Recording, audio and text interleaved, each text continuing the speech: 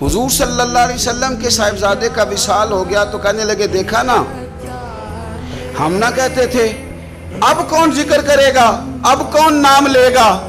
جب انہوں نے یہ لفظ کہے تو میرے اللہ نے قرآن مجید نازل فرمایا، اتنی حسین انداز میں، اتنی سونی صورت، فرمایا اِنَّا أَعْطَيْنَاكَ الْكَوْثَرَ، محبوب ہم نے آپ کو خیر کثیر عطا فرما دی ہے۔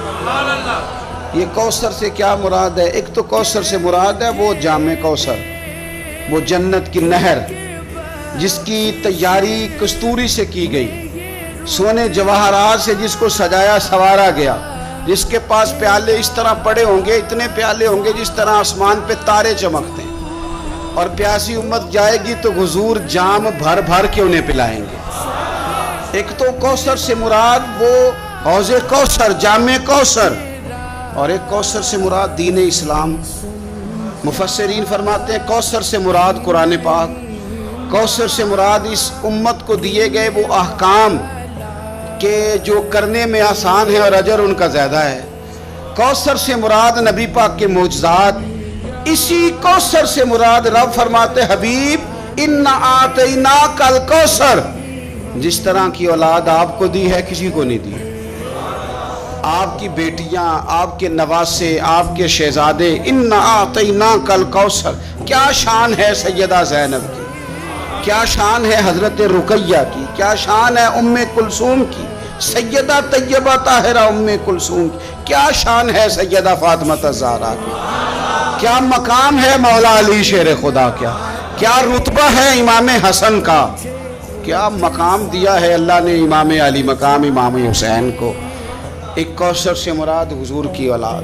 مفسرین فرماتے ہیں کوثر سے مراد رب فرماتا ہے محبوب جس طرح کے صحابہ آپ کو دیے ہیں نا، دنیا ڈھونڈے گی بھی تو صدیق اکبر جیسا نہیں ملے گا، زمانہ تلاش بھی کرے تو فاروق اعظم جیسا پا نہ سکے، حضرت عثمان غنی کی مثال دوبارہ نہ ملے گی، اور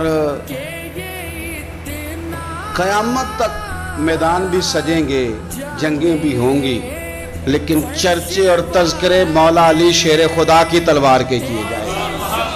حضرت عبداللہ ابن عباس فرماتے ہیں کوثر کا معنی ہے حبیب آپ کو خیر کثیر عطا کر دی، اور کریں گے نہیں، کر دی، کریں گے نہیں، کر دی، دے دی محبوب خیر کثیر، آپ کو خیر کثیر دے دی۔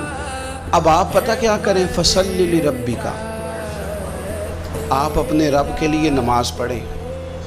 اس کا شکرانہ یہ ہے کہ آپ نماز پڑھیں، وانحر اور قربانی کریں، اللہ نے خیر کثیر دے دی، اب شکرانے میں نماز پڑھیں اور قربانی کریں۔ ان شانیک ھو الابتر، آپ کا دشمن جڑ کٹا ہے۔ ابتر عربی میں اس جانور کو بھی کہتے ہیں جس کی دم کٹی ہوئی ہو، آپ کا دشمن دم کٹا ہے۔